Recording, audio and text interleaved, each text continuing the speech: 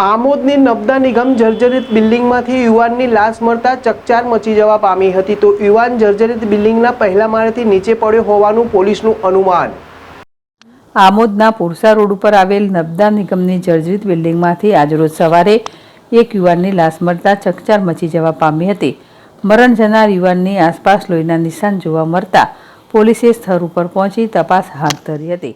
Amod police સૂત્રોના જણાવ્યા મુજબ આમોદના મહેશભાઈ બાબુભાઈ વાઘેલા, ઉંમર વર્ષ 37, હાલ રહે આમોદ, તાલુકો આમોદ, જિલ્લો ભરૂચ, મૂળ રહે નોંધણા, તાલુકો જંબુસર, જિલ્લો ભરૂચ નાઓ આજરોજ સવારે 7 કલાક પહેલાં કોઈપણ સમયે આમોદની નબદા નિગમની જર્જરિત બારીબારણા વગરની જૂની કંડમ બિલ્ડિંગના પહેલા માળેથી અકસ્માતે નીચે પથારીવાળી જગ્યા ઉપર પડી ગયો હતો, જેથી તેને આમોદ સરકારી દવાખાનામાં લઈ જતા ફરજ ઉપરના ડૉક્ટરે તેને મરણ જાહેર કર્યો હતો।